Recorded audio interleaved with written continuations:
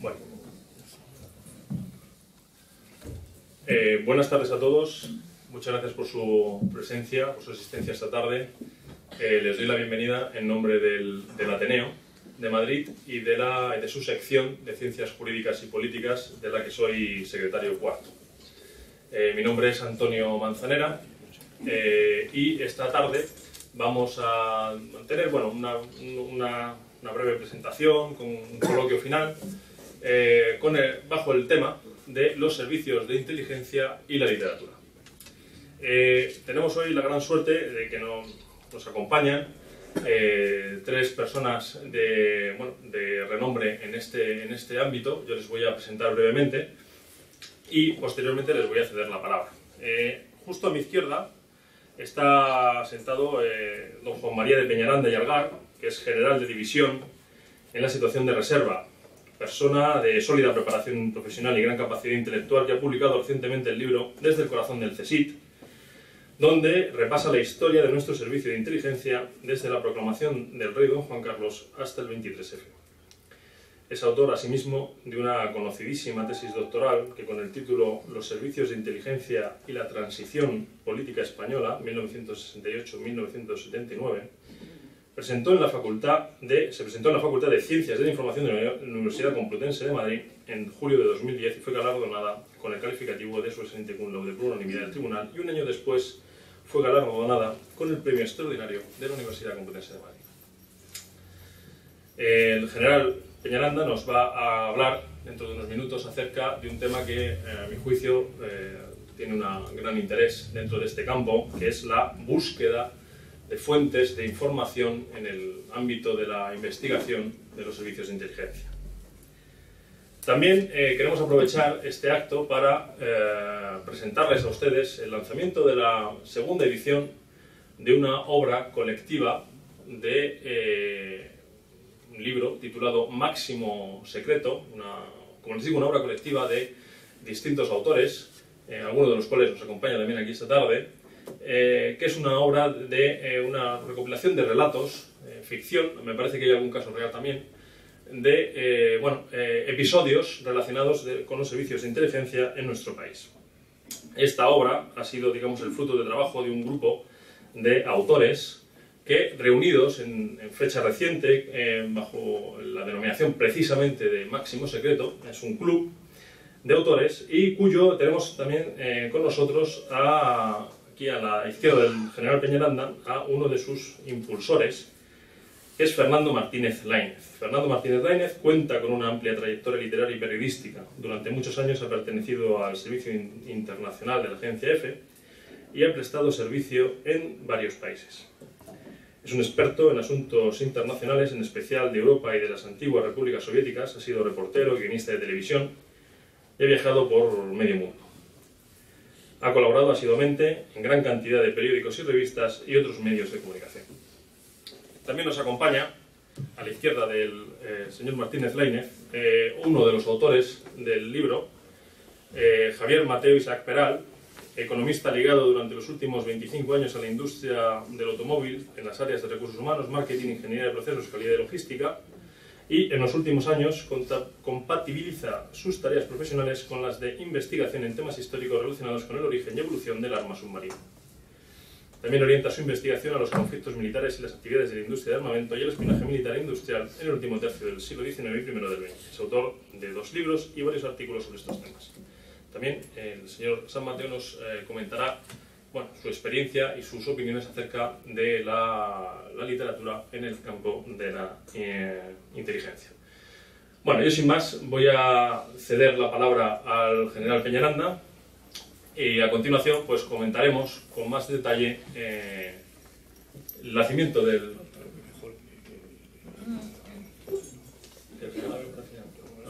Bueno, vamos a hacer una pequeña alteración en el programa. Y va a tomar la palabra en primer lugar Javier San Mateo, y les dejo con él. Muchas gracias.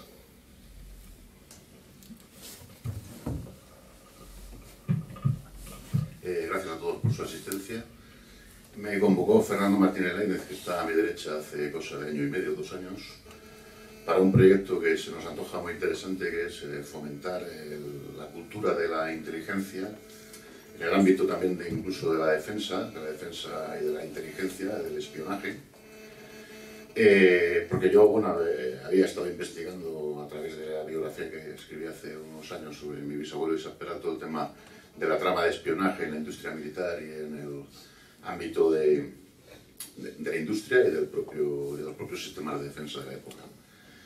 A mí el tema me apasiona, me sentí rápidamente involucrado en este proyecto y arrancamos hace unos año y medio, quizá 2 años, un grupo de personas que esperamos que se vaya ampliando con el tiempo, aficionados, escritores, pero no solo escritores, también gente que sea aficionada al mundo de la inteligencia, para ir fomentando, ir divulgando en el ámbito español la cultura de la inteligencia, que yo creo que es un tema que se ha tratado mucho en los países anglosajones. Hay una fuerte tradición de literatura de espionaje, pero en España tenemos ahí un lunar, tenemos novela negra, tenemos otro tipo de novelas con mucha tradición, pero en el tema del espionaje estamos bastante... Y además desconocemos mucho del espionaje que se ha producido dentro de España hacia afuera, de fuera hacia dentro de España, propios sistemas de espionaje internos en España. Ha habido episodios interesantes en la historia de España con fuerte peso de espías y de espionaje. Ambas guerras mundiales, antes de la Guerra Mundial, por supuesto en la época del Imperio Español. En el ocaso del Imperio Español, que es lo que estudio yo más en profundidad, me encargaron hacer un relato para este libro, que me parece que son 13 relatos, 14 relatos, 11 de ficción y 3 reales, ¿no? Yo me he inspirado en un hecho real, abordé un tema tan muy poco conocido en España, que es el espionaje entre los Estados Unidos de América y el espionaje español en el entorno de la guerra del 98. Un episodio muy poco conocido, real totalmente, lo que pasa es que yo lo he novelado para darle un poco de chispa y de atractivo literario. Sin más, le cedo la palabra a Fernando, que es el gran maestro de este tema. Muchas gracias. Un gran maestro. Pues nada, buenas noches, señores. Buenas noches a todos. Tengo en primer lugar que agradecer al Ateneo que nos permita lanzar este libro de Máximo Secreto en este marco docto y en este marco que en definitiva de gran tradición literaria y de gran tradición, por qué decirlo, también vinculada a nuestra historia más reciente también. Lo primero que me gustaría decir es simplemente comentarles, porque me gustaría que esto fuera más bien una charla entre nosotros, o que tuviéramos todos ocasión de hablar y de expresar nuestras opiniones alrededor de todo lo que le puede suscitar un libro que trata de un tema tan amplio, históricamente tan interesante y tan decisivo como es el tema del espionaje. El círculo que ha dado origen a este libro, que llevamos en primer término empezamos a llamarle Club 004, pues es un club que, como todo este tipo de cosas, pues surge un poco por casualidad, como ocurre también en muchas cosas importantes en la vida.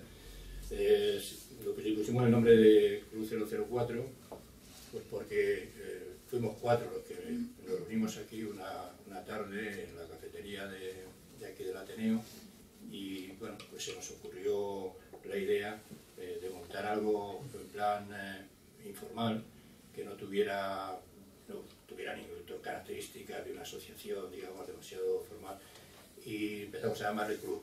Y en ese club, pues, decidimos que entrasen o que convocar a gente que estuviera interesada en lo que podríamos llamar promover lo que podríamos llamar la cultura de la inteligencia, que en definitiva, bueno, pues simplemente se trata de promover y divulgar pues temas relacionados con la inteligencia, pues para el gran público, para la gente, digamos, que está fuera de los ámbitos digamos, de la propia profesión de servicio de inteligencia. Claro, esto hace que la mayoría de los que componemos este club pues seamos escritores o periodistas, básicamente, aunque hay también gente no pertenece a estas dos ramas. Pero bueno, la mayoría somos escritores y periodistas, y en última instancia pues también a todos nos atraía promover lo que podríamos llamar la novela de espías, o el género, digamos, literario relacionado con el espionaje. Yo tengo para mí que la novela de espías es quizá el último de los grandes géneros literarios que han surgido. Había, después de lo que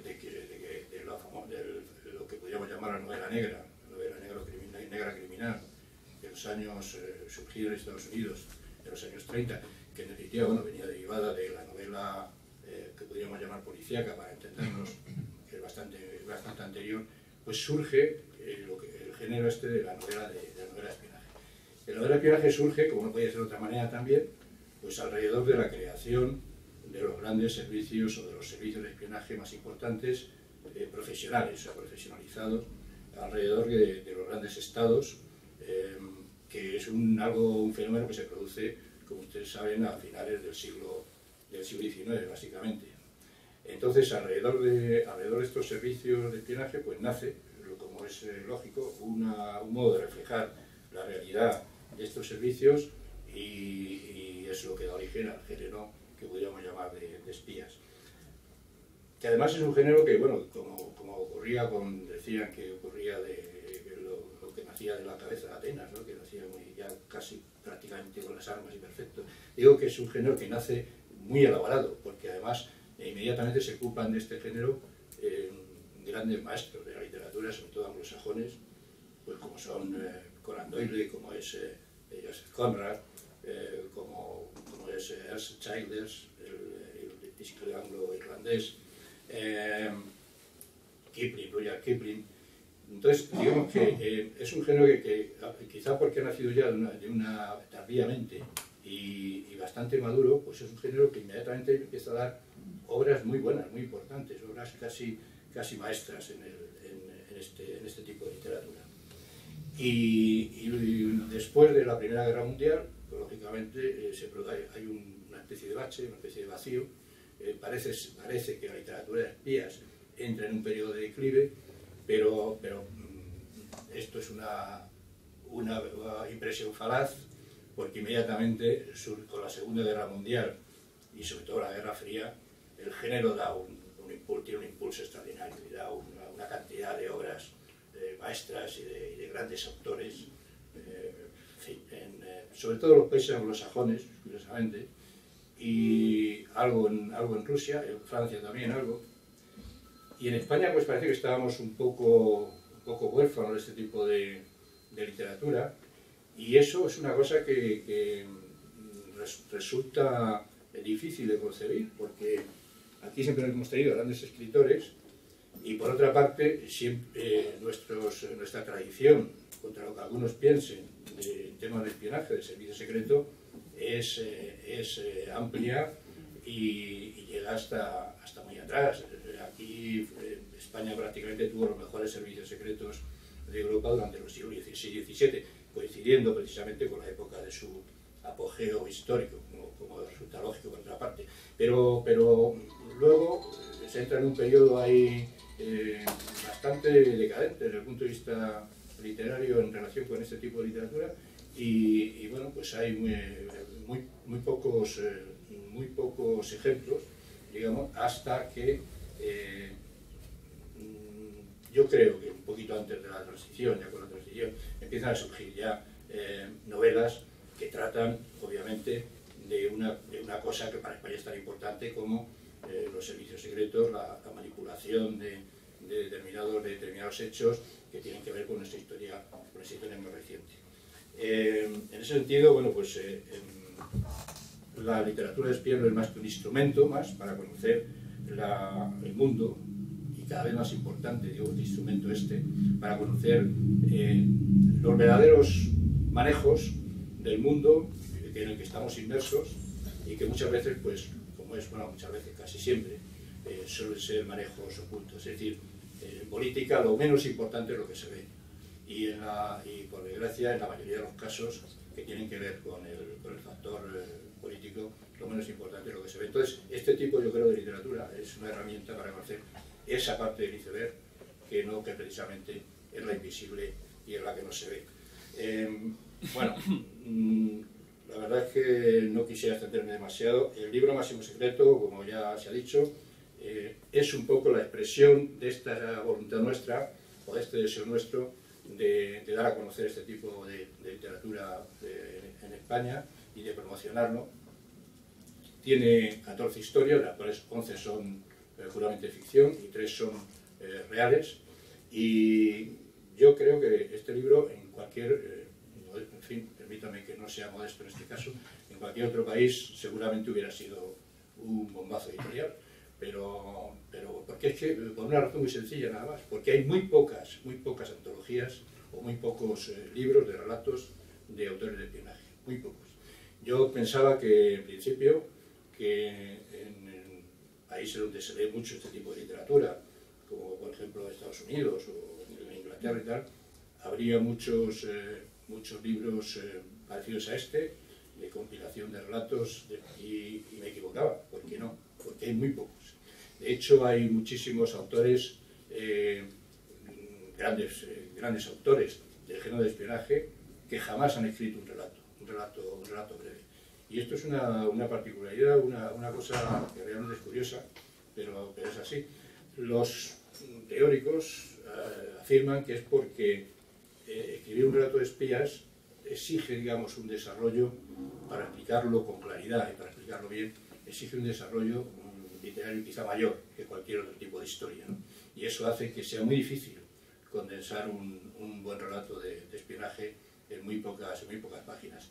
Yo creo que este libro se ha conseguido, por lo menos en muchos de los ejemplos que aquí figuran, y en ese sentido pues, lo considero un libro realmente insólito y realmente importante para el desarrollo futuro del género. Sin más, yo les quisiera presentar aquí a nuestro invitado de honor, que es el general Juan María de Peñaranda, que es un hombre que ha escrito un libro que yo les aconsejo porque es un libro, creo que aporta muchísimas claves para lo que ha sido en los últimos años en España, políticamente hablando, los últimos años de la transición y los primeros de la transición, en fin, todo ese periodo que se abre alrededor de la muerte de Franco hasta que se produce el 23F. Tenemos un autor fundamental para entender ese periodo tan próximo de nuestra historia.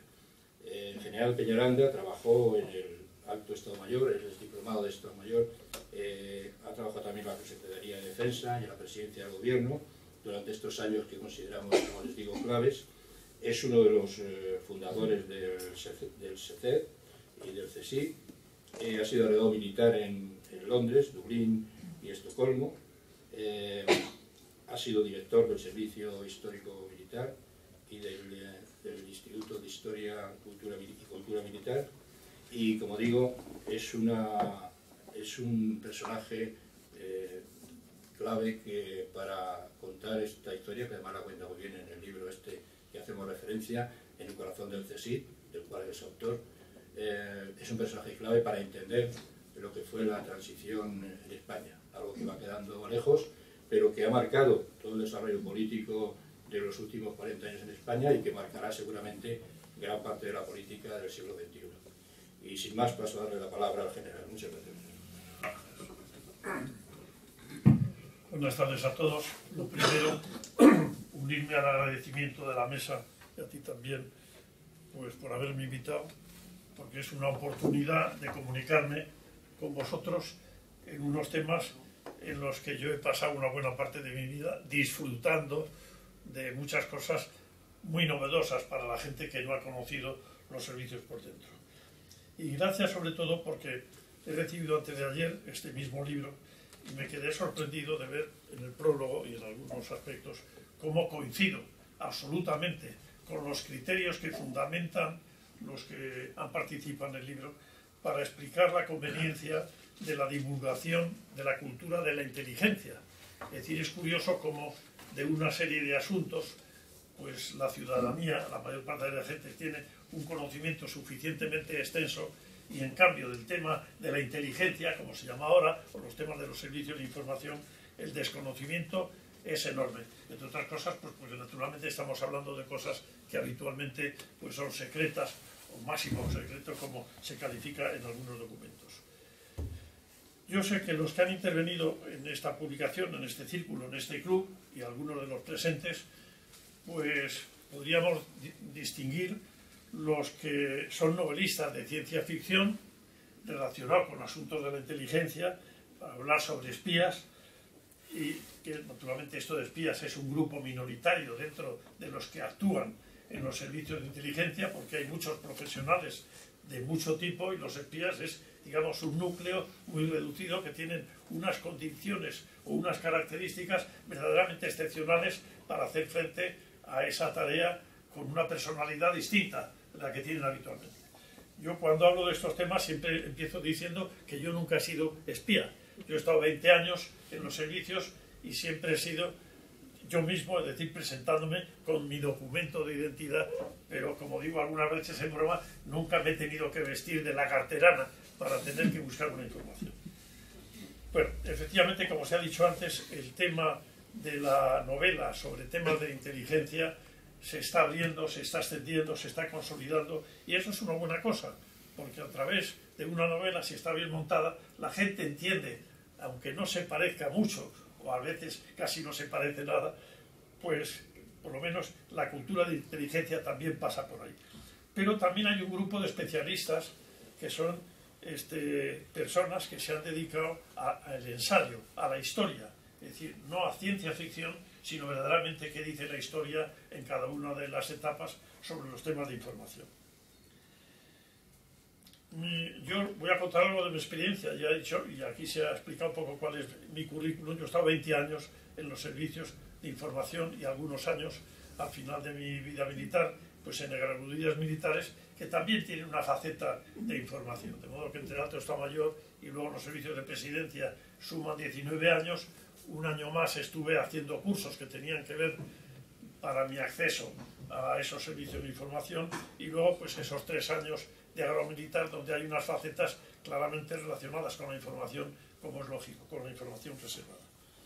De modo que 20 años de servicios de inteligencia queda mucho de sí, sobre todo porque además son todos de cuando yo era joven, hace ya 40 o 40 y tantos años, y naturalmente el espíritu y las vivencias te quedan marcadas para toda la vida, favorablemente. Es decir, yo estoy verdaderamente orgulloso de esa etapa, de las personas que he conocido, de la calidad individual de cada uno y luego del interés enorme que tiene hacer una cosa que no la haces en ningún caso protagonista, porque lo que estás haciendo es actuar en el seno de una herramienta que yo siempre insisto, una herramienta delicadísima, una herramienta como son los servicios de información, una herramienta del Estado, no es una herramienta de 4 amigos del Estado, y muy delicada porque el manejo de esa herramienta es, yo digo algunas veces como ejemplo, un bisturí de un neurocirujano.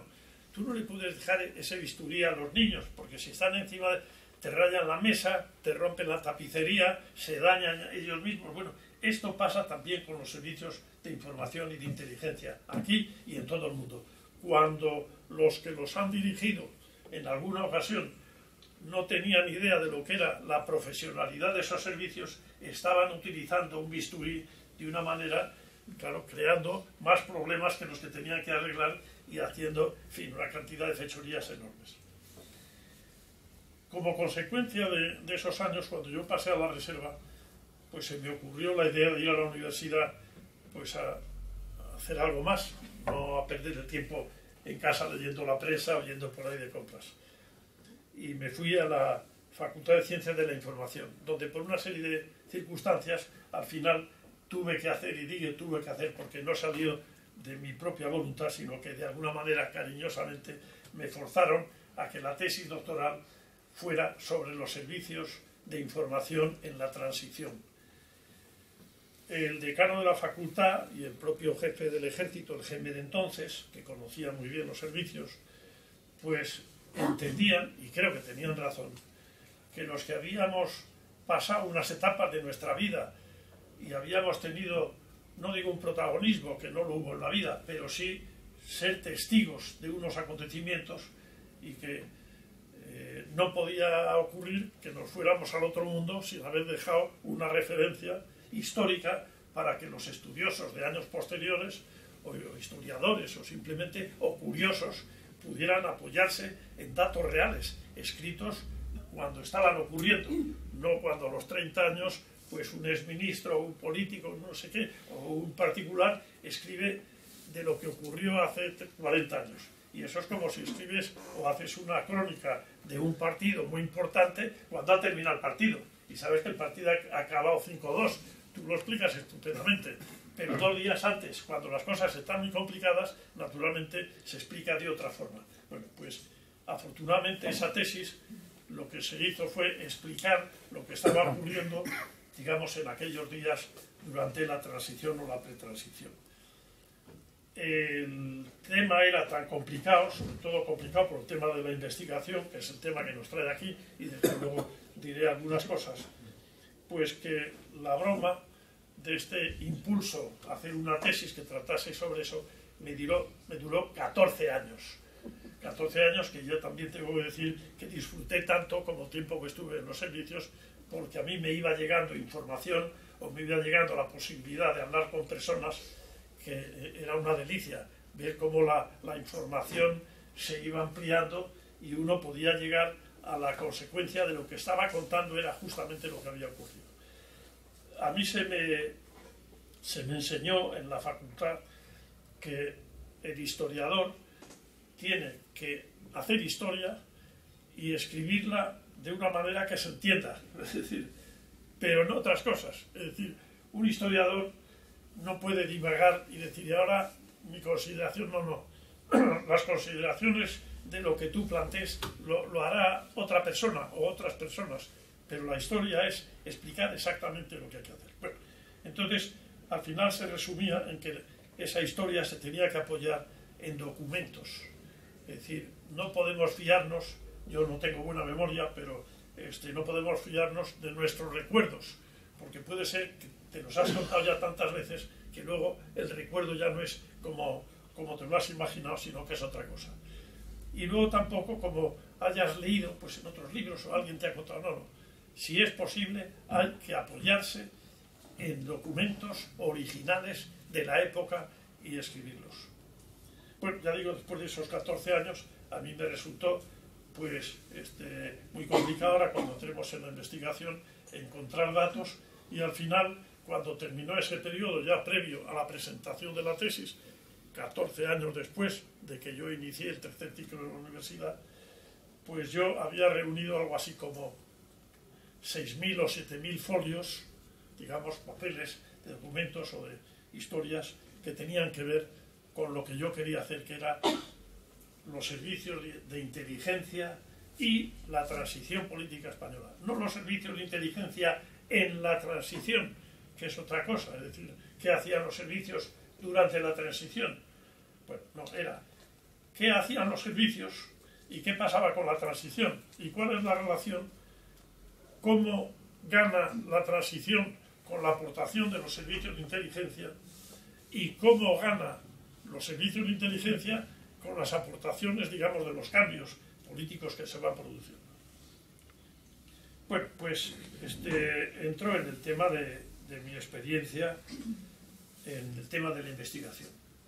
Yo creí que una persona que había pasado tantos años, como era mi caso, que tenía buenos amigos y que tenía todavía los recuerdos calientes, no como los tengo hoy, pues me parecía que yo me ponía a escribir y allí me salía la tesis toda seguida. Bueno, de ninguna manera. Me di cuenta, fui tonto, pero me di cuenta a los 3 días o a la semana, ya no me acuerdo cuánto tiempo. Y comprendí que eso yo tenía que buscar los papeles. La experiencia en la búsqueda de documentación, quizá aquí hay alguno que haya tenido suerte de encontrar papeles por la vía de buscar en los archivos. Yo no tuve tanta suerte, porque yo empecé naturalmente por buscar los archivos del Alto Estado Mayor, que era en aquellos años, en los años 60, en los años 70, un organismo de primer nivel del Estado, de una importancia y de una trascendencia enorme, y aquella institución se transformó en otras cosas. Los papeles que tenían que ver con la etapa anterior se guardaron, yo me acuerdo muy bien, en Vitruvio, me dijeron que los habían guardado en los cuartos de los conductores, cuando había mucho conductor y mucho coche oficial allí, y luego pues aquello terminó quemándose o haciéndose desaparecer. Algunas cosas que tenían interés, como era correspondencia oficial de los primeros jefes, pues el general Gutiérrez Mellado, cuando se trasladó del Alto Estado Mayor a la vicesecretaría, a la vicepresidencia del gobierno, pues algunos de sus ayudantes pues les ordenó que determinada documentación se fuera a la defensa. Yo tampoco he sido capaz de encontrar esa documentación en defensa, y he hablado con otros especialistas que han hecho ese mismo trabajo y les ha pasado exactamente igual, de modo que tampoco he encontrado nada. En el cuartel general del Ejército, pues la cantidad de documentos que hay se pueden cifrar en millones de papeles y documentos, claro, todo lo que se hace día a día. Cuando hasta hace un siglo había un cuerpo de archiveros en las Fuerzas Armadas, un cuerpo de archiveros en los ejércitos, era una delicia, porque tenían tal afecto por el documento que eran capaces de repararlo, de arreglarlo, de limpiarlo y de conservarlo. Y eso era una tradición que viene de muchos siglos. Antes hemos hablado de los espías de la época de Felipe II, y ahora me salto a la diferencia entre información y inteligencia. Bueno, cada uno piensa lo que quiera, pero yo me acuerdo haber leído de personas pues, muy ilustradas, pues, que decían que habíamos copiado un anglicismo, porque era el Intelligence Service, y entonces que nosotros habíamos copiado inteligencia a través de los americanos, por los servicios americanos. A mí me daba mucha gracia porque yo había leído recientemente un libro también de un especialista donde explicaba el siglo XV y el siglo XVI sobre todo, donde Felipe II tenía entonces muchas embajadas y muchos espías, y los llamaba, en los documentos que se conservan, mis reales inteligencias. Es decir, que no se habla de mis reales inteligencias, de modo que la palabra inteligencia viene muy bien para recuperar. Bueno, nos vamos al tema de buscar más documentación. Entonces, en el cuartel general del Ejército no había medios humanos ni medios económicos para tal cantidad, millones de papeles, unos de armamento, otros de temas económicos, otros de temas de personal, de todos los temas que en el Ejército se llevan, pues estaban, digamos, muy colocaditos en el techo del Palacio Buenavista. Y bueno, pues allí me dijeron, mi general, pues un día vamos aquí, ¿y usted qué quiere? Digo, yo lo que quiero es encontrar la correspondencia del ministro del Ejército de turno, o del jefe con el jefe del Alto Estado Mayor, con Franco, con el rey, es decir, eso es lo que yo, con el jefe del servicio. A mí lo que me interesa es ese tipo de correspondencia o de documentos de primera mano que permitan explicar realmente qué estaba sucediendo, porque lo demás son unas aventuras que sí, unas pueden ser válidas, pero otras no.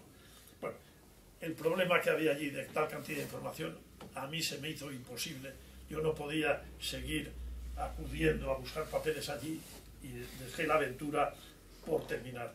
Otro de los pasajes es irme a presidencia del gobierno. En presidencia del gobierno, yo suponía, y así era, había un archivo oficial de la presidencia del gobierno de los que habían precedido como presidentes de los gobiernos anteriores. La persona que me atendió murió el año pasado, Ignacio. Era una bellísima persona, un tío que sabía de papeles una barbaridad, ¿no?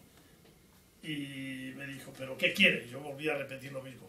Pues toda la documentación que tenga que ver en estos años con los servicios de información, con los ministerios militares, con el rey, con Franco. Pues le voy a sentar por allí en una silla, le voy a dar la relación de lo que hay en archivo, unas relaciones, digamos, amplias. Y bueno, allí me pasé, yo creo que como un par de horas. Me dio un folio, yo me tomé notas en un folio y luego ya al final de la mañana dije, bueno, ya he llegado a la conclusión de que me puede interesar esto, esto, esto y esto y esto. De 4 o 5 folios, pues había como media docena de cosas que me podían ser útiles, ¿no? Todo por correspondencia con Suárez, cosas que tenían que ver con Suárez en aquel momento, porque la documentación anterior de Arias Navarro pues era inexistente, no digamos nada de Carrero Blanco, prácticamente no quedaba nada, y luego ya de etapas posteriores pues me decían que incluso en la época de Felipe González pues que ellos mismos se habían llevado lo que les interesaba y lo llevaban, digamos, al partido, desaparecía de allí, ¿no? Bueno, pues me hizo ver que al margen de algunos de esos papeles que yo buscaba, o carpetas, porque eran más bien expedientes más que carpetas, pues que ponía algo así como DC, algo así, ¿no? dos siglas, pero que querían decir algo así como documento clasificado, o algo que no me lo podían enseñar. Y yo digo, pues entonces pues yo venía hecho, lo demás no me interesaba nada, porque había cientos de papeles, miles de documentos, pero que no interesaban al tema de la inteligencia. Yo le dije, bueno, ¿y qué puedo hacer? Y me dijo, pues el presidente, digamos, del Consejo Asesor de Archivos de la Presidencia es el ministro de la Presidencia. En general tiene usted que hacer una petición, tenemos aquí un impreso, hace una petición. Yo entonces era el director del Instituto de Historia y Cultura Militar, era como una buena entrada para decir, oye, yo temas de historia y temas militares, y luego estoy haciendo una tesis doctoral, he terminado el ciclo, ya me han dado la posibilidad de hacer la tesis, y una tesis sobre esos temas, de modo que, pero muy bien, haga una vuelta, tal. Ya firmé ahí el papel, y al final, por cierto, como estamos ahora sometidos a la defensa, ¿cómo se dice eso? Una ley de defensa de la... Bueno, por eso, personal, pues no se puede sacar una cosa si es de una persona, si no es con autorización de esa persona. Y como yo las cosas que había marcado era correspondencia con don Adolfo Suárez, pues me dijo, pues hay que pedirlo ya, pero ya en aquel momento el presidente pues ya estaba, digamos, en una situación médica complicada, y me dijo, bueno, pues ¿usted conoce a los hijos? Digo, pues yo conozco a un hijo, pues yo escribo, tiene que pedir autorización a la familia para obtener, digamos, esa posibilidad de leer papeles que tiene que ver. Bueno, total, que yo hago esa gestión, le escribo una carta a Adolfo Suárez y Llana, el hijo, y al cabo de unos días, pues me llama por teléfono, muy afectuoso, en general, nos hemos reunido los hermanos, hemos estudiado su carta y hemos decidido no autorizarle. y yo estaba en la calle, digo, pues nada, muy bien, digo, si me lo puedes explicar, pues muy bien. Pues sí, pues, primero pues porque claro, sabemos quién eres tú o quién es usted, pero no sabemos cuál es el uso, no sabemos dónde va, en fin, eso sería en todo caso lo de menos. Es que además no sabemos tampoco qué papeles son. De nosotros, de lo que ha escrito mi padre o de la documentación de la presidencia, los que no saben nada son la familia. Entonces, dice, y sobre todo, y en tercer lugar, que no entendemos cómo la presidencia del gobierno, que es no solo la depositaria, sino la dueña, para explicarnos, de esos documentos, cómo nos pide autorización a la familia.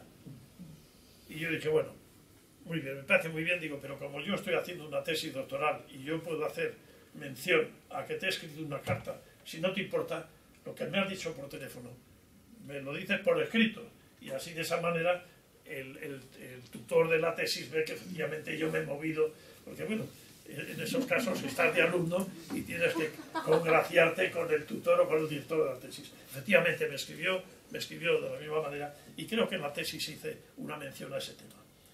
Bueno, el resumen que es, pues que digamos por la vía oficial encontrar papeles es una pena. Yo estaba en ese momento destinado, como decía antes, al Instituto de Historia y Cultura Militar, y antes que se llamaba Servicio Histórico Militar, y yo claro me había quedado enamorado de todo ese personal que se dedicaba a estos temas, a pesar de que últimamente ya no había los especialistas profesionales que había en etapas anteriores.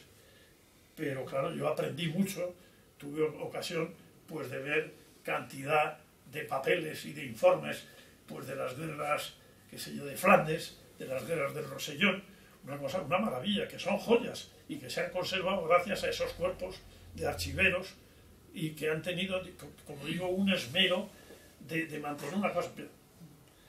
Sin embargo, en este tipo de información oficial, pues primero, porque algunos organismos desaparecieron, otros cambiaron de sede.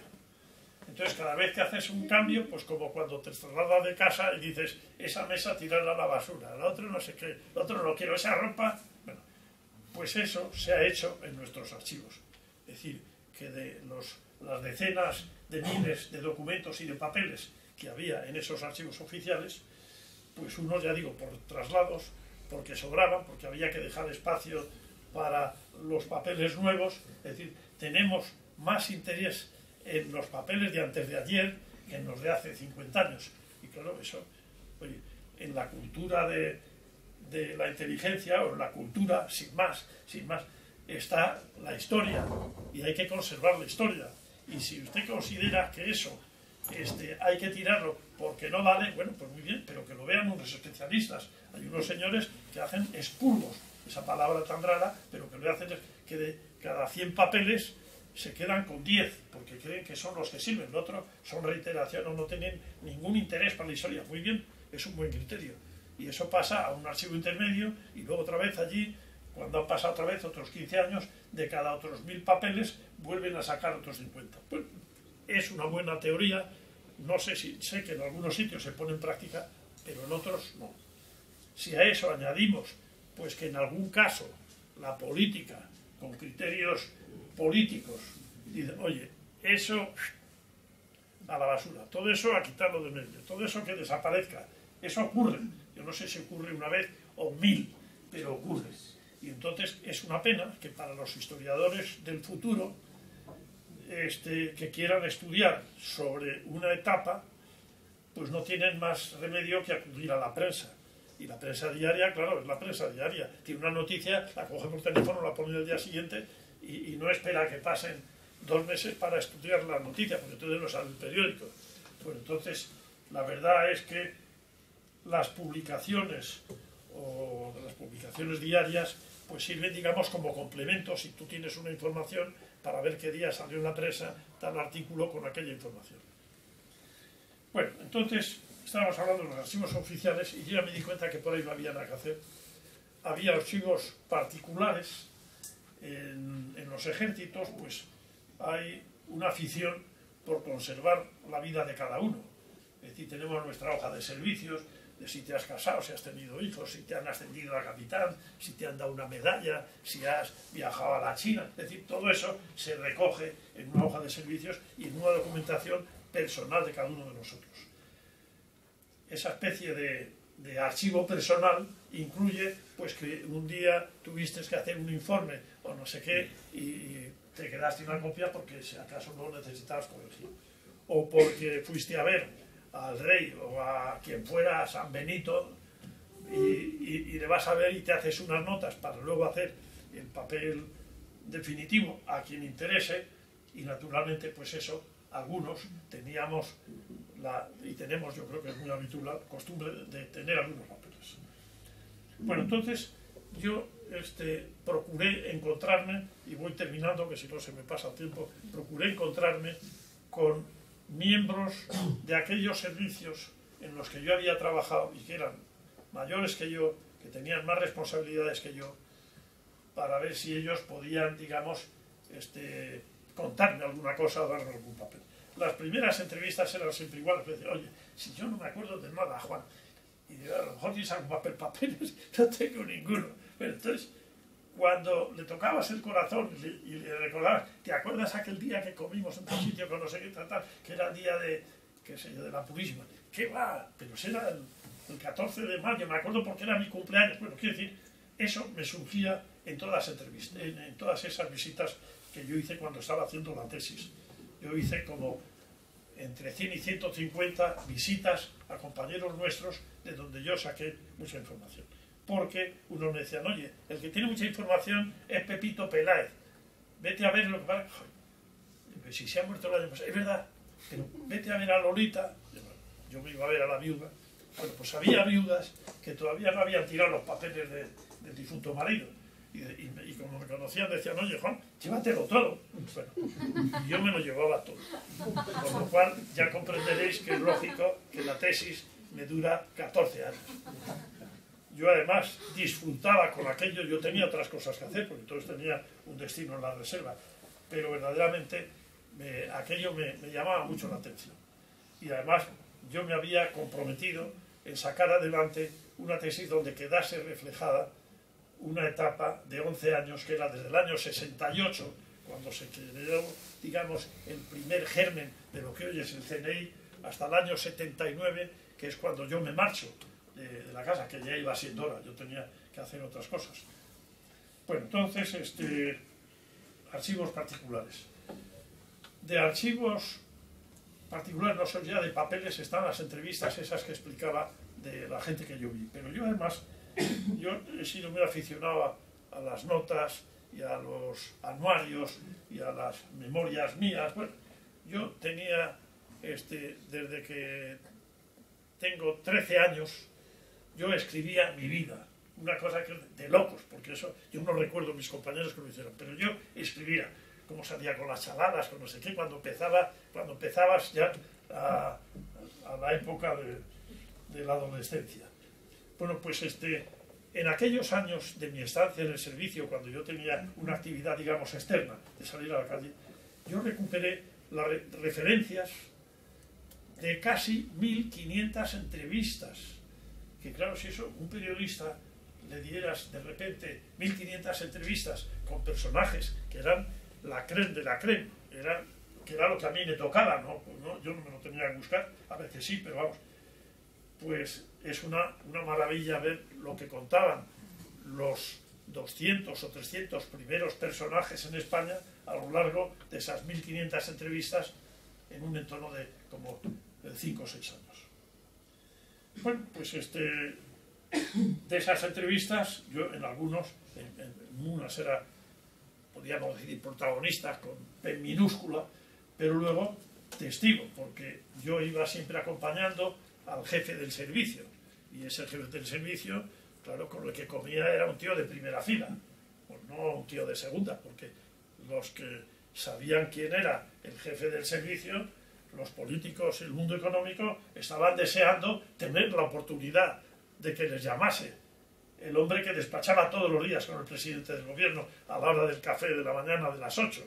Entonces, claro, cuando nosotros teníamos que recoger información de esas mismas personas, yo he leído en algunos libros pues que hacíamos unas cosas, que les seguíamos, que les escuchábamos, y es de risa, porque los propios a los que acudíamos nos daban ellos mismos toda la documentación que necesitásemos, porque ellos sabían que de esa manera había un expediente al lado del presidente del gobierno, por si acaso un día le hacía gobernador civil o director general de Cultura Popular o de Industrias Textiles. Quiere decir, era una cosa normal. Bueno, las publicaciones abiertas, como digo antes, a mí por lo menos en el tema de investigación me han servido de poco, porque se escriben naturalmente a la velocidad que exigen los medios de comunicación y luego pues con la, iba a decir con la ligereza, si hay aquí gente de los medios, no me quiero meter con ellos, pero claro, yo recuerdo que cuando yo trabajaba la tesis y me salía un tío, comandante fulano, yo terminaba buscándome la escalilla, a ver si ese comandante se llamaba fulano, tal, tal, tal, y si había nacido en el año 43 o 57, es decir, los datos, y si uno decía, el general fulano, el año no sé qué, ahora tengo que saber si era general, pues todo el mundo sabía quién era el general fulano, pero en aquella época era coronel. Bueno, si en una tesis metes un error de ese tipo y otro, y hablas de ver que te reuniste el día 31 de febrero, pues si no lo miras, este tío no sabe que febrero tiene 28 años, 28 días, pero quiero decir que el que lee la tesis al final dice, hay tal cantidad de errores que no quiero saber nada. Bueno, al final la tesis tuvo 3.050 páginas de tesis, que es una barbaridad para lo que suele ser normal en una tesis doctoral, que son 300, 400 páginas. El director de la tesis, que hacía también de tutor, no quería que se redujera nada porque él entendía que lo que allí se volcaba era lo que decían documentos que él tenía, no digo la certeza, pero la suposición como yo de que esos documentos habían desaparecido y que entonces por lo menos si quedara ese reflejo eso era bueno. Yo fui a la tesis un poco con la vergüenza o con el temor de que, como habían sido 4 tomos de 800 páginas casi, cada uno un director del servicio con un presidente del gobierno distinto y luego un libro explicando cómo se había hecho la tesis de 100 páginas, pues a mí me parecía que el dar eso a leer al tribunal era una buena castaña y que eso me iba a costar un disgusto, pero ya me daba lo mismo porque yo lo que quería era ver llegar a ese final y lo importante era eso. Bueno, efectivamente, como has referido antes, no sé de dónde lo has sacado, pero tuve la suerte de que el tribunal fuera muy generoso conmigo, a pesar de que cuando yo estaba exponiendo y después ellos en la respuesta, más de uno me puso verde porque yo utilizaba una terminología en el libro que no es la terminología que se utiliza hoy en la historiografía moderna. Ah, bueno, oiga usted, pero si ese señor le llamaban el generalísimo, pues yo pongo aquí el generalísimo, que era lo que se decía entonces. Y si este señor, pues quiere decir, cosas así de ese tipo, ¿no?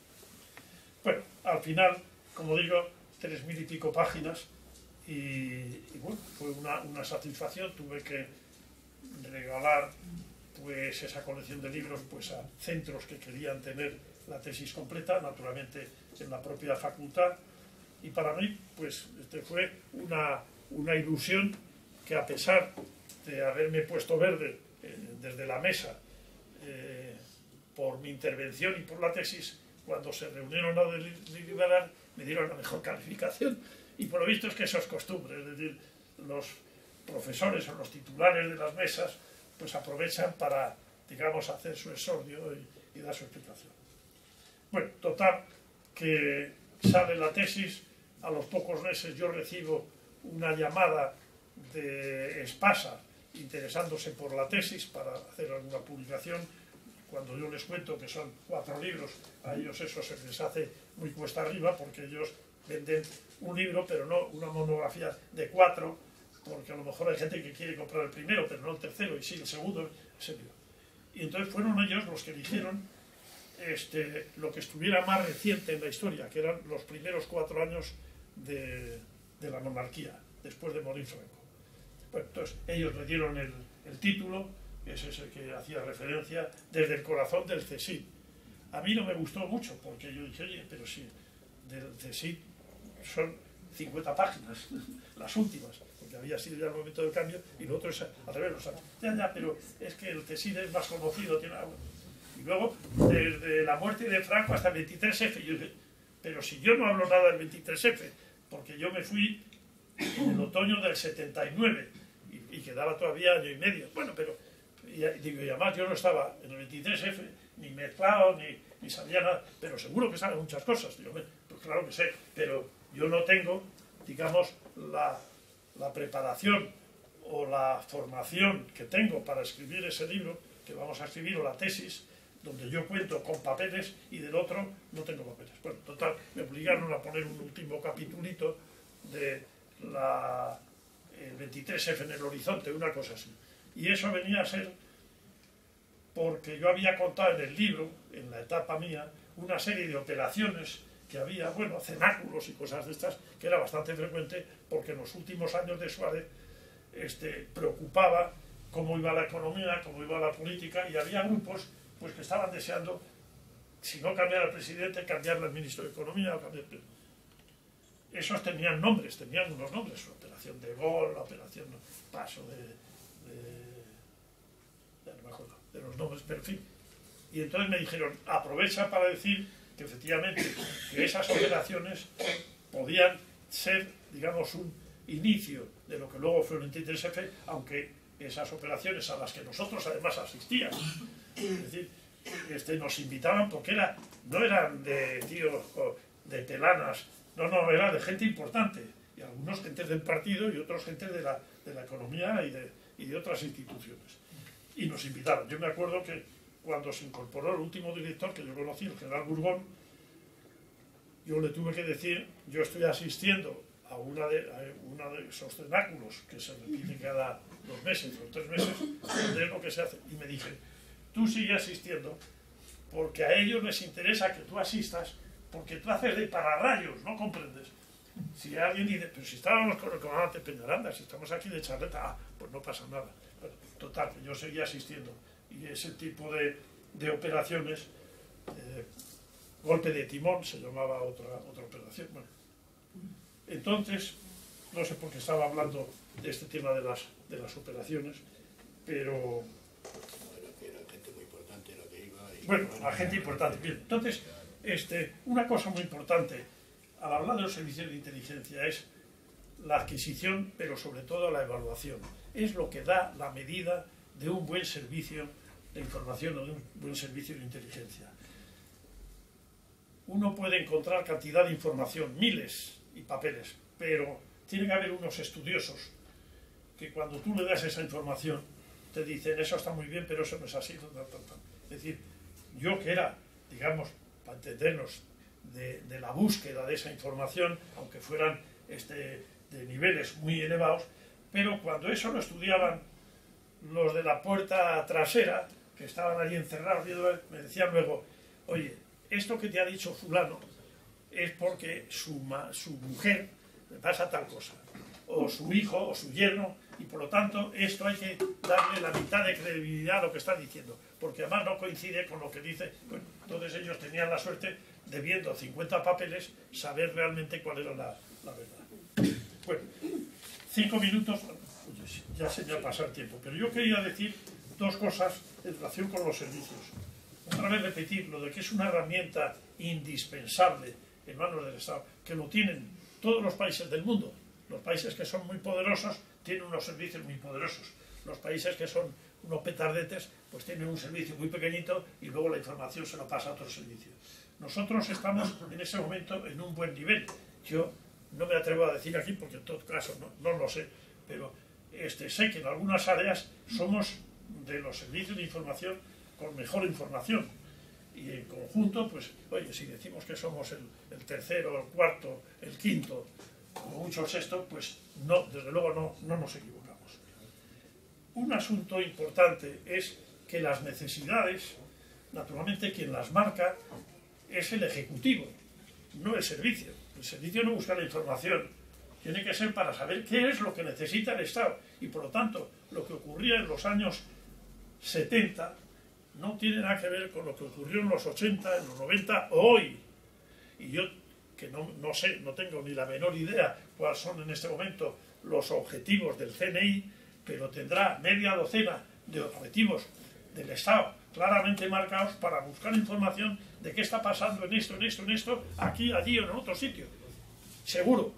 Y claro, si yo ahora contase, otro día en plan más informal y de charla, yo podría contar cuáles eran los problemas de Carrero. Pero claro, era otra situación. Bueno, pues afortunadamente los servicios han ido cambiando y se han ido, digamos, acomodando a las necesidades del Estado. No decir, oye, como aquí venimos haciendo eso durante 8 años, pero ¿qué tendrá que ver? Si aquí ha habido una transformación nacional enorme, ahora hace falta otra cosa. Bueno. Luego, importantísimo, la dependencia directa y personal. Yo creo que ahora se mantiene eso, pero tampoco lo sé. Pero yo recuerdo que entonces los 4 presidentes a los que me refiero, con 4 directores distintos, despachaban todos los días. Luego la cosa fue bajando, sobre todo al final de Suárez, ¿no? Cuando Suárez está, digamos, en la pendiente descendente, pues entonces él prefiere que esos temas los lleve el vicepresidente Gutiérrez Mellado, entonces parece que tiene que estar en defensa, y esto no es un servicio de defensa, es decir, naturalmente que te lleve la defensa del Estado, pero en aquel momento, y todavía hay estudiosos que tienen la equivocación de pensar que el CSIP, que la D quiere decir defensa, era un servicio militar del Ministerio de Defensa. No. Nosotros me acuerdo que dentro de la casa entendíamos, y así se nos explicaba, que el servicio era una ropa del presidente del gobierno, una chaqueta del presidente del gobierno, que la colgaba en el perchero de Gutiérrez Mellado, pero que la chaqueta era del presidente. Pues entonces, toda la información que produce un servicio de estos aquí y en la China y en Estados Unidos no es para luego repartir por el gobierno, no, que es para usted. Usted, que es el presidente del gobierno, es el único destinatario de esa información muy consolidada y en todo caso muy arriesgada, pero con lealtad. Yo en la tesis cuento problemas de San Martín con Carrero, pues por hacer cosas que después de habérselas encomendado, pero a Carrero le parecía que era mejor no decirlas. Valverde, el comandante Valverde con Arias, porque hacía unos boletines semanales explicando cuál era la situación, y naturalmente alguno, cuando lo leía el presidente, me dijo: oye, me dejáis aquí, que esto es un desastre, que yo no hago nada. Pues rómpalo usted o tírelo, porque es el único destinatario. En aquellas ocasiones teníamos un destinatario bis, pero por orden siempre del presidente, que era el príncipe o luego el rey. Y luego, naturalmente, si el presidente decía mandar una copia de estos, menos la última página, lo que sea, al jefe del Alto Estado Mayor o al ministro de la Gobernación, se hacía. Yo había puesto aquí máxima lealtad. Yo creo que es una cosa que no haría falta decirla, pero no viene mal. Porque la lealtad es una cosa de ida y vuelta en las dos direcciones. Es decir, el director del servicio tiene que ser leal al jefe del Ejecutivo, y el jefe del Ejecutivo tiene que ser leal también al jefe del servicio. Porque si tú le hurtas información y tú tienes información que te la callas y le dices: oye, tú búscame por ahí, oye, tú cuéntame la verdad, que yo te la cuento a ti. Y si te molesta, pues te molestas, rompemos el papel y ya está, pero tú tienes la información. Y la información es para utilizarla por él. Y hemos tenido etapas no muy lejanas, pues donde información que se ha pasado al presidente del gobierno, pues luego se ha divulgado de una manera que no se debería divulgar. Incluso en intervenciones de ministros o de alguna vicepresidenta, pues que decían: no, es que le hemos preguntado al CSIC y el CSIC y el CNI, y el CNI ha dicho que no. Bueno, como fuera, esto es para dar un ejemplo. Entonces, eso no se puede hacer. Usted toma la decisión que le dé la gana, porque yo no le digo la decisión que tiene que tomar usted. Yo digo que esto es lo que usted me ha preguntado y que esta es la situación. Y ahora usted haga lo que quiera, pero no vaya luego a decir por ahí: es que me dijo el CNI. Oiga, si yo no... Usted es el único destinatario. Bien. Luego, naturalmente, lo del máximo secreto, pues ¿para qué vamos a hablar? Todo es máximo secreto. Desde cómo se llaman los tíos, las instalaciones, lo otro. Nosotros en la época mía, pues decíamos en plan de broma, con ventanas a la calle. Es decir, que dentro de toda esa información entendíamos desde los servicios que hay algunos matices de alguna información que es bueno hacerlo saber a determinadas personas, no a los 40 millones de españoles, pero sí decir: oye, a estos 17 tíos que están ahí, ellos tienen que saber tal cosa. Bueno, muy bien. Y luego, cuando nosotros salíamos pues a entrevistar a una persona, o a comer o lo que sea, pues nos decían: ¿lleváis algún caramelo? Por eso queríamos decir que a la gente le gustaba, cuando se encontraba con nosotros, que les contásemos algo. Porque hoy está todo en la prensa, pero en los años 70 la prensa no tenía ni la menor idea de lo que pasaba. No digamos nada, en los años de Franco, donde la gente presumía de francología, porque los tíos, con los gestos que había hecho Franco, no sé qué visita y tal, ya con eso ya sacaban una información. Bueno, eso hoy no ocurre, pero hoy nos pasa lo contrario. Hay 1000 informaciones y entonces hay que decir cuál es la verdad de esas 1000. Bien, pues nada más. Y luego el tema de la recuperación histórica, que yo quería decir que, a la vista de lo que hemos visto en los archivos, pues el conservar los archivos con documentos que entendemos que son históricos, yo creo que es una asignatura pendiente, o por lo menos que no es una asignatura urgente. Claro, tienen otras necesidades, pero yo creo que todos los servicios del mundo, y me parece que en el nuestro también, pues tienen, digamos, una parte de esos 2.000, 3.000 o 4.000 personas que se dedican a conservar, porque dentro de unos años alguien podrá tener acceso a esa documentación, etc. Bueno, no hablamos ya de personal, de medios económicos, ya se sabe que cada vez hace falta más gente, cada vez hace falta más dinero. Yo sé que en esta crisis que llevamos pasando desde hace unos pocos años, pues naturalmente también afecta a los servicios, cosas que podían hacer, pues ahora tienen que restringirlas, y la información cuesta dinero. Y por último, ya con eso ya cierro, el tema de la coordinación de los servicios. Desde que yo era capitán y ya estaba en el primer embrión de estos servicios, siempre se hablaba de la coordinación. Antes de morirse Franco, había en España 14 servicios de información, 14. Entonces, todo el mundo tenía su faceta, pero además el ideal de cada jefe era ir al Pardo el jueves, porque le iba a llevar al generalísimo este informe de no sé qué, de cosas que tenían poco que ver con su departamento, incluso con el Estado, porque eran todo cotilleos y cosas así. Yo supongo que no los leía nadie, a lo mejor sí, no lo sé. Pero es necesario, con el santo al cielo, como le quiero decir, a la coordinación. Es necesario que si hay tantos servicios, ahora ya hay menos. Ahora están los servicios militares, que son servicios de información, el servicio de información de la defensa, pues de inteligencia, que se llama, pero es pensando en las operaciones militares en el exterior, y luego naturalmente los servicios de gobernación, que son el de la policía y el de la Guardia Civil, y punto, porque ahora incluso el servicio que podríamos decir diplomático no es realmente un servicio de información buscando información, porque el diplomático de turno, como durante los últimos 40 años han echado a tanto diplomático de las embajadas porque han creído que estaban husmeando información, pues ahora los tíos dicen, esto que lo haga el CNI o que lo haga quien lo tenga que hacer.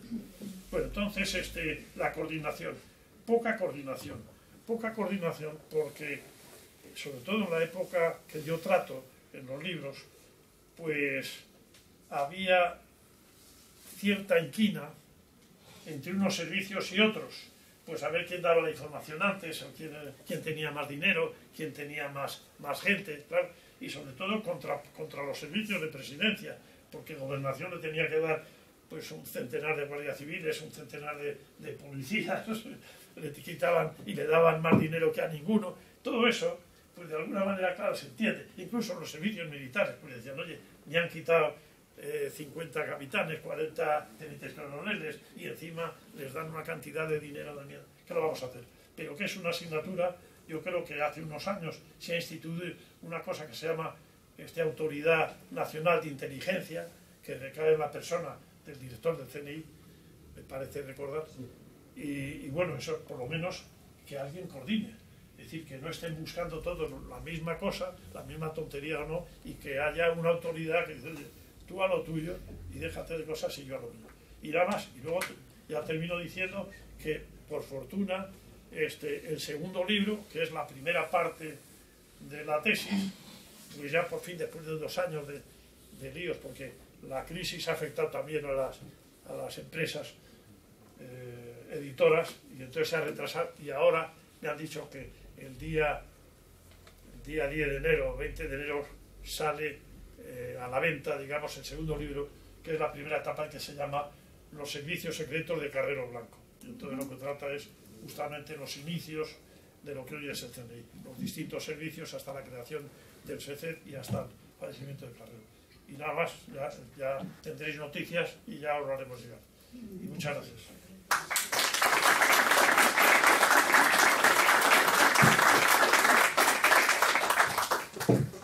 Bueno, muchas gracias al general Peñaranda y al resto de los ponentes por su intervención. Brevemente, porque ya se hace un poco tarde, en caso de que alguno de los presentes desee intervenir, hacer alguna pregunta o comentario relacionado con el asunto que nos ha traído aquí, pues estaré encantado de darle la palabra, o de lo contrario, pues vamos tomando el acto. Ustedes dirán.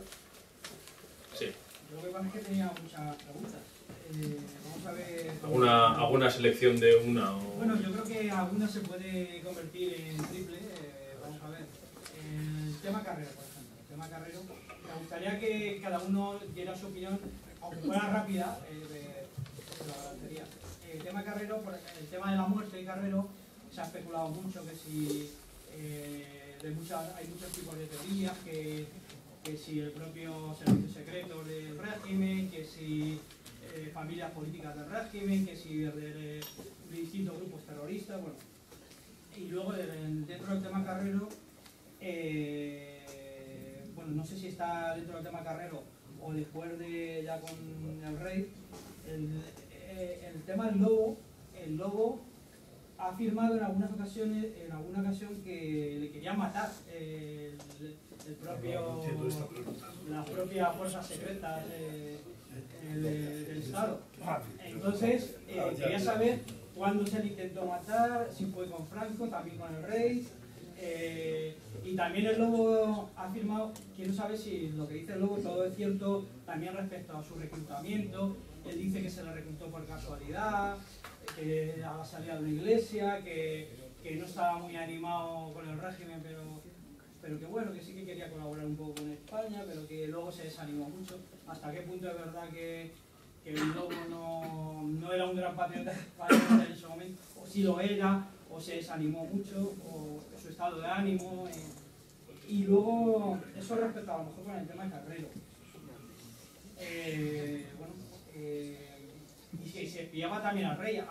Algunos periodistas afirman que las fuerzas secretas espiaban mucho al rey, que le hacían la vida imposible antes de morir Franco, porque no se fiaba de él Franco, que no sé si hasta qué punto eso es verdad o no.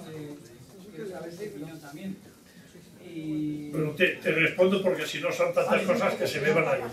Primero, el asesinato de Carrero. Cuando yo terminé el libro de Carrero, que yo lo terminé hace 2 años, pero ya digo, por unas circunstancias, ese verano me compré, porque estuve hablando con el almirante Carrero, hijo, y él tenía una biblioteca enorme, que sé yo, allí había, no te exagero, pero como 2 docenas de libros, y me dijo, ninguno vale la pena. Todo mentira, pero en fin, léete en todo caso este y este. Y yo, como vi algunos que eran autores muy distinguidos, pues tuve, digamos, no sé si la buena o mala fortuna de comprarme media docena de libros y dedicarme ese verano a leer lo que escribían de la muerte de Carrero. Me quedé horrorizado, porque, lo puedo decir aquí, pero cuando compres el libro, pues lo leerás, porque ya dices, pasa, voy a añadir fantasías posteriores. Sí, pero en concreto, si me puedes responder...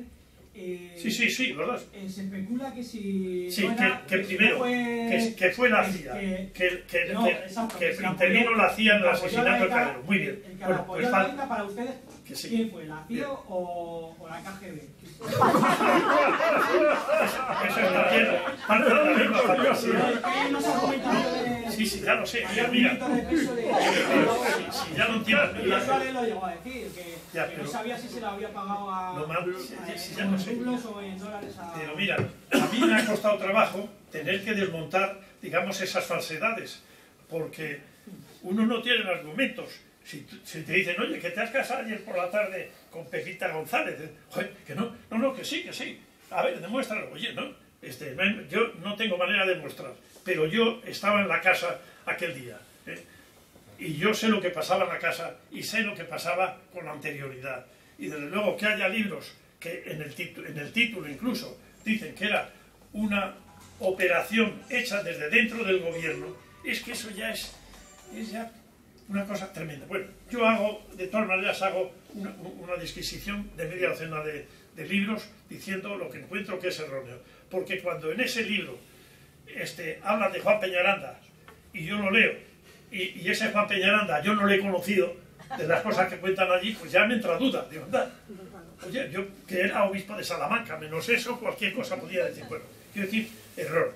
Cuando te hablan de personas que eran agentes del servicio secreto de Carrero, que era el coronel Antonio García de la Solana, no sé qué, tal.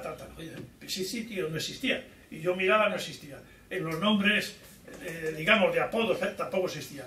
Cuando a un escritor de esos te dice que a él se lo ha contado a otro agente, pero que para mantener en la reserva no da el nombre de la gente, pues ya sí, pues al final digo, este libro, pues es una porquería. Y al final todo es que le asesinó, que la operación estaba preparada, pero desde hacía mucho tiempo, ya por Carrero Blanco. Bueno, yo añado una serie de cosas que no voy a repetir ahora porque no tenemos tiempo. Del tema del seguimiento y del espionaje al rey, es de risa. Es de risa porque si había alguien que en aquellos años complicados del principio a ver, el año 69, el 18 de julio del 69, sale el decreto por el que Franco dice que es heredero de la jefatura del Estado a título de rey. Y lo dice el generalísimo Franco, en el boletín oficial del Estado. Bueno, quiero decir que la relación con el príncipe, yo tuve la oportunidad de ir a hablar con el príncipe porque el propio Franco dijo que teníamos que ayudarle, que le teníamos que informar.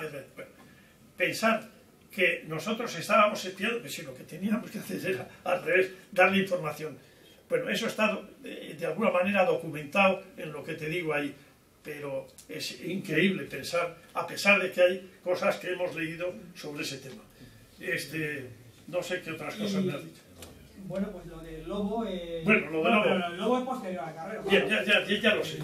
Pero lo que sí que fue contratado antes de morir Franco. Sí, bien. Y él dice que tuvo mucho miedo de que sabía que le querían eliminar dentro de las fuerzas secretas. Mira, entonces yo quiero saber hasta qué día, es que como él ahora mismo sigue formando parte de las fuerzas secretas, quiero saber hasta qué día él ya vio que ya no le querían eliminar. Yo eso no lo pongo en el libro porque... Y de paso, si me puedes contar también, han afirmado muchos autores en tema de espionaje de que los militares que había de que los militares que había en las fuerzas secretas, sobre todo en la época de Franco, pero también hasta el año 92 o por ahí, pero que sabían que se afirman autores como Rueda o sí, otros pero autores, ¿qué es lo que sabían los militares? Pues que afirman también que los militares eran monigotes de Estados Unidos, que les daban un dinero y que tal y que cual. Mira, lo del monigote, yo te voy a decir.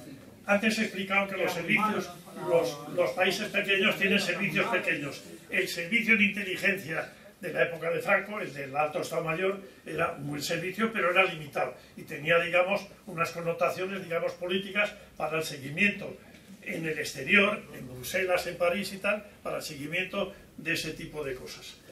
El tema ahora que no se me vaya, lo del lobo, yo no entro en el detalle, hago alguna referencia al libro del lobo, porque yo no tuve nunca relación dentro de la casa con los que llevaban el terrorismo y con los que llevaban, digamos, el tema de ETA, aunque conocí a algunos con muchísimo detalle y he leído libros de algunos de los que entonces, pero no me he querido meter en ese tema, porque el libro mío está apoyado en la documentación que yo he recuperado y para hablar en relación con la política, como luego con Felipe González, con Tarradellas, con el otro, con toda la transformación política desde el principio, que es una transformación que no empieza cuando las elecciones generales.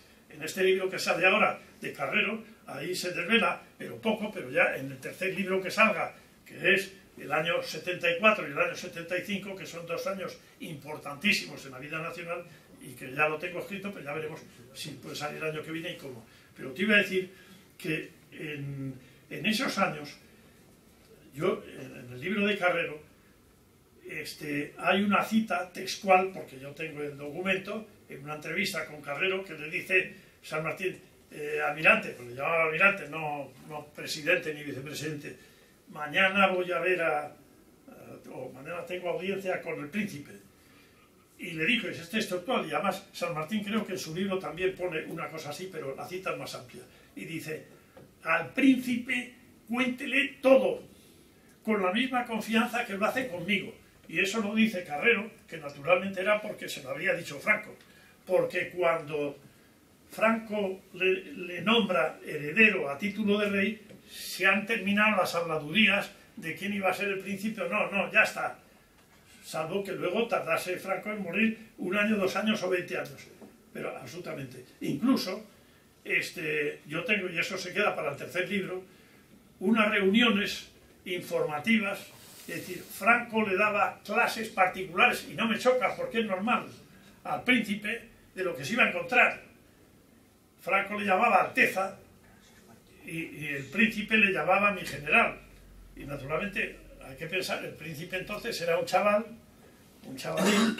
y le decía, no, mi general, yo lo que usted me diga, igual que no, muchacho, chaval, no le llamaría chaval, pero que no, Alteza. Mis circunstancias son totalmente distintas y yo tengo la transcripción de alguna de esas, transcripción, notas referidas a esas. Quiero decir que en la cabeza de Franco estaba que fuera joven o no fuera joven, que el príncipe iba a ser el rey, y que estaba incluso previsto quién iba a ser el presidente del gobierno, del primer gobierno, y por eso a esas reuniones asistía ese futuro presidente del gobierno. Y el día de la corrida de la beneficencia del año 75, que es el último año de Franco, cuando está Franco en los toros, le dicen: Excelencia, se acaba de matar en Adanero Herrero Tejedor. Bueno, pues este era el hombre. Y Franco se puso así y ya no vio ni más toros porque se le habían fundido los plomos pensando que... Es decir, hasta ese tipo de detalles se estaba organizando. Entonces pensar que los militares, los de los servicios, estamos tratando de ir a por el príncipe, pero en fin, es que no vale la pena. A mí me ha dolido mucho en estos últimos años leer libros, pero de escritores estupendos y de algunos de escritores militares, donde todo lo que se dice, y lo digo aquí formalmente, es mentira. Entonces, pero ¿cómo es posible? Entonces, ¿cuáles son las fuentes de información? Oye, pues seguramente algunos de nuestros compañeros... Luego se le intentara matar dentro ¿Cómo? Se le intentara matar dentro de la fuerza. Yo ya digo que de lobo no hago nada más que un par de citas, porque yo esos temas no... Es que hay más preguntas y esto se cierra a las 9. Sí, bueno, vamos a ir por orden porque creo que este señor... sí, yo le robo efectivamente un poco de brevedad. Me dan las preguntas. Sí. Fernando, ¿tiene en mente escribir algún libro o investigar qué fue lo que ocurrió el 23 de febrero? Y la segunda pregunta, ¿este libro que estás presentando ahora mismo en el Ateneo lo vas a presentar en el resto de España? Gracias. ¿Cuál es la primera?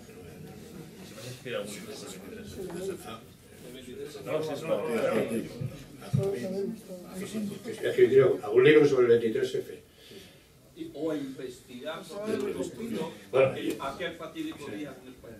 Yo creo que el gran libro sobre el 23F está todavía por escribir en el plano de la, y sobre todo en el plano de la ficción.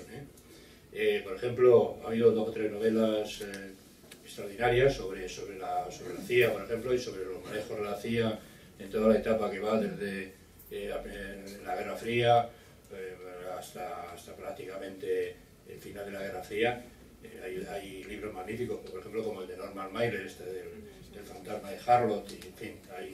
Sin embargo, aquí yo creo que el 23F hubiera merecido, desde el punto de vista, digamos, de esta especie de campo entre la ficción y la realidad, que es el preferido de muchos autores que tratan estos temas, yo creo que hubiera merecido un tratamiento mucho mayor. Y sin embargo, no se ha producido. Yo no conozco demasiados libros buenos de ficción que tengan el 23F como argumento principal, como trama principal. Vamos a ir. Y lo mismo, por ejemplo, con otros fenómenos que hubieran debido dar una cantidad enorme de literatura y sin embargo han dado una cantidad mínima. El terrorismo, por ejemplo, de ETA, sobre todo el terrorismo de ETA, ¿no? Hay como una especie de temor ahí, o a lo mejor es que la dificultad que entraña el tema, no lo sé, pero hay poquísima literatura sobre esos temas y que hubiera sobre esos asuntos que quizá en otro país hubiera producido obras memorables, ¿no? O sea, aquí yo creo que no se ha dado eso. Entonces, bueno, pero contestando a tu pregunta, yo sí creo que por ejemplo, el gran libro de ficción sobre el 23F está todavía por escribir. ¿Y lo vas a presentar por Esto, pues sí, vamos presentándolo ya. Hemos presentado ya en algunos otros sitios. Hace poco estuvimos en Toledo presentando el libro. Se ha presentado, que lo sepa, espera que lo hemos presentado, en Teruel, en Barcelona. Es decir, se va presentando poco a poco porque uno de los objetivos del libro es que precisamente sirviera de tarjeta de presentación del club, ¿no? Y entonces, bueno, pues vamos haciendo poco a poco cuando van surgiendo las oportunidades. Es decir, si mañana pues alguien, por ejemplo, creo que aquí hay un compañero que el otro día me dijo que quería presentarlo en Valencia, pues bueno, pues a lo mejor iremos a Valencia a presentarlo. Y así vamos poco a poco tratando de introducir el libro. Lo bueno de un libro de esto es que es intemporal, que quiero decir que aparte de que no tenga novedad de que el libro salga, pero este libro se puede leer igual ahora que dentro de 2 años o dentro de 1 año y medio, entonces bueno, no tenemos prisa. Muchas gracias. Muy bien. Sí. Yo quería darle las gracias por la exposición que han hecho. Sí, eso es verdad. Que se ve una persona tan meticulosa. Una pregunta de carácter general sería: ¿ustedes creen que la ciudadanía conoce toda la transición y los entresijos de la transición? La ciudadanía conoce Los entresijos de la transición. Yo creo que sí. De la transición hay escritos más de 200 libros. Naturalmente en esos 200 libros están cantidad de cosas. Lo que yo he escrito de la transición en ese primer libro, que se llama Desde el corazón del CSIC, no es la transición, es una parte, es lo que nosotros hemos conocido o en lo que nosotros hemos intervenido, que en algunas claves verdaderamente sirven para entender otras cosas que luego han ocurrido. Pero naturalmente no es un libro sobre la transición, como antes yo decía, que tampoco es la historia del servicio de este servicio de presidencia, es una parte de la historia, y por lo tanto yo entiendo que para un historiador es un libro que da muchas claves, y luego naturalmente lo podrá ampliar con otras cosas, pero yo creo que de la transición está escrito todo, y además ahora lo que se vuelve a escribir, si es de políticos a los 30 años, es lo de los partidos de fútbol escritos después. Yo he leído algunos de exministros y me acuerdo con algunos de los directores de servicio, con el teniente general Casinello, que leíamos alguna página y decíamos, qué cachondo el tío, pero cierto, o sea, digamos, tirándose faroles de las cosas que había conseguido, cuando en los documentos de esas mismas fechas él decía que no había que hacerlo, pero como luego salió bien, pues el tío se pone a la configuración. Eso es humano y no pasa nada, y el que lea solamente ese libro dice qué bueno era fulanito, porque el tío, bueno, pues muy bien.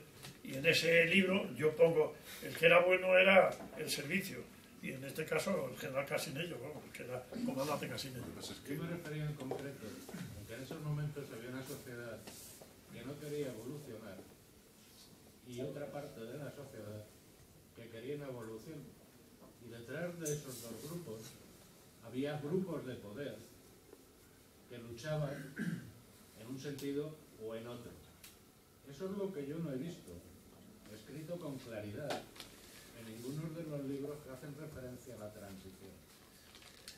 Bueno, pues si ha tenido oportunidad de leer en ese libro, ahí sí que hay claves, porque los grupos de poder, grupos de poder puede haber ahora, pero entonces yo casi me río de lo que eran los grupos de poder en los años 70, vamos, en el año, después de morir Franco, en el año 76, y no digamos nada ya cuando empieza Adolfo Suárez a mitad del año 76, a partir del verano. Entonces él empieza con la posibilidad de la ley para la reforma política, porque él ya tiene en la cabeza cuáles son las líneas que hay que seguir en ese proceso. Y a ese carro se van uniendo el resto de los grupos, porque eran grupos absolutamente minoritarios. Y entonces, digamos que el éxito, por lo menos en la primera etapa de Suárez, es que él consigue uncir a su carro a estos y a los otros y a los demás allá, a todo el mundo, porque la verdad que era un hombre en ese aspecto encantador, un encantador de serpientes, es decir, era muy fácil atraerse personalmente a determinados socialistas o determinados comunistas o determinados separatistas. Eso lo hacía bien, y yo creo que esas claves están descritas ahí.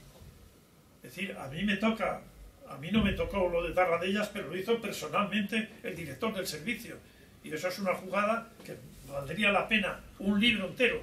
Pero yo, que a lo mejor en la tesis pues tengo 50 páginas, en el libro se han quedado reducidas a 2 páginas, porque no puede ser.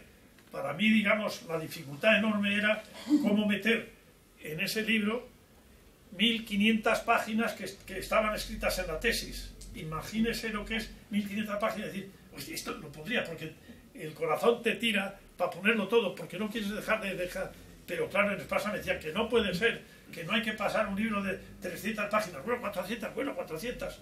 Y entonces, claro, personajes que eran menos personajes, pues, que lo eran entonces, pero no hoy, Espasa me decía, oye, todos los prohombres de aquellos años que ya son desconocidos hoy no interesan al lector, porque interesa, todavía suena quién era Fraga, quién era un tal López Rodó, quién era Martín Villa, quién era, es decir, 4 o 5 nombres, pero los demás son totalmente desconocidos y a pesar de todo pues hago algunas referencias. Pero yo creo que está escrita, la transición está suficientemente escrita, ¿eh? Hay un libro bastante bueno de Manuel Ortiz, que era uno, fue secretario con Suárez y en el cual han intervenido todos los que estuvieron trabajando en el entorno de Suárez y le han llamado el bienio, no sé qué adjetivo, esplendente, como diciendo, un bienio fantástico. Y es verdad, y yo me acuerdo que hablando con algunos de ellos decía, oye, ¿y por qué no habéis puesto el trienio o el cuatrienio? Pues porque Suárez triunfó los 2 primeros años y luego entró en el declive porque después de haber hecho la reforma política, claro, los que ya eran políticos ya querían funcionar por libre, no como durante los 2 primeros años que el único que mandaba en España era Suárez. Pero quiero decir, yo creo que está escrita la... Y si no tienes el libro, yo te lo busco y... Sí, Un último. Sí, yo quería preguntarle una cosa en cuanto a lo del atentado a Carrero. Yo creo que ahí el único misterio que hay todavía es quién llamó a la ETA desde aquí de Madrid y les dijo venir, porque Carrero va todos los días a misa a la misma hora. Hay una persona que nunca se sabe que iba, algunos dicen que iba vestido muy elegantemente. Si usted tiene alguna teoría de quién pudiera ser, pues si era algún comunista... Eso es la trama de ETA, ya llevaban aquí tiempo, hay información oficial de cómo se movían en Madrid, no se sabía qué estaban haciendo porque entonces era absolutamente inimaginable que hubiera un atentado en Madrid. El Ministerio de la Gobernación, que era el responsable, se achaca al servicio porque naturalmente San Martín trabajaba para Carrero, pero San Martín y por lo tanto el SECEP no tenían la responsabilidad de la seguridad del presidente. La responsabilidad única era de gobernación y nosotros no seguíamos en él.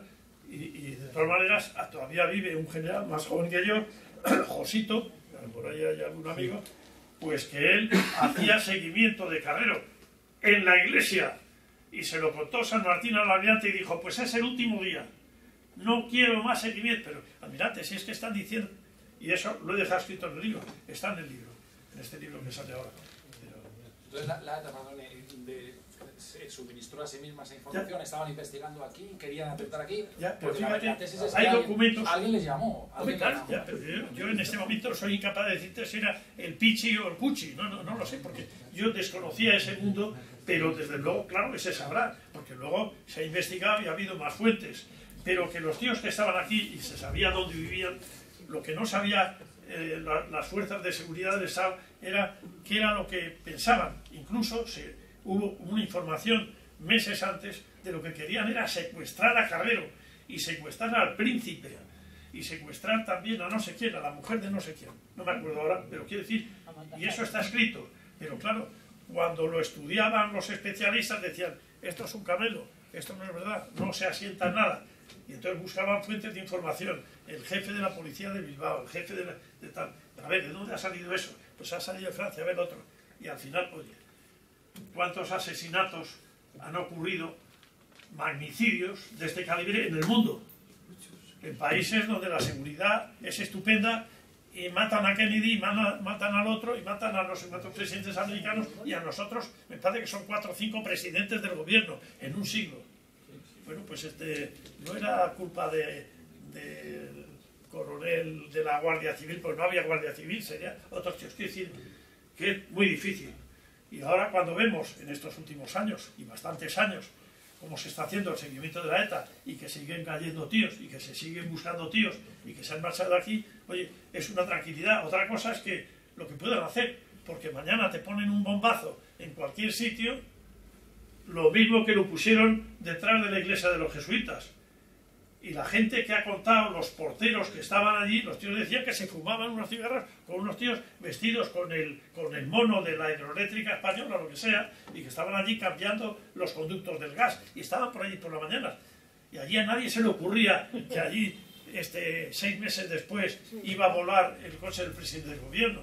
Y ahora tú, si vas por la calle y te encuentras por aquí cerca, que están haciendo pozos y no sé qué, pues a ver si va a venir por aquí un día el rey o el príncipe, pero es decir, que se hace lo que se puede y luego te pones en manos de Dios y vuelas o no vuelas.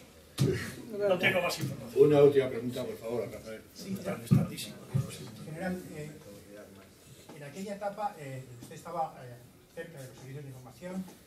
A su juicio, en la transición, ¿qué participación tuvo en los cambios que se produjeron la lucha de masas, concretamente la lucha del movimiento obrero en Madrid, Barcelona, Valencia, etcétera, el movimiento estudiantil, la Iglesia, incluso? Es decir, ¿en qué medida fue por arriba o por abajo la transición a su juicio? Bueno, yo en este libro que sale el mes que viene explico cómo aparece, digamos, este primer germen, que ya he repetido varias veces, del CNI de hoy.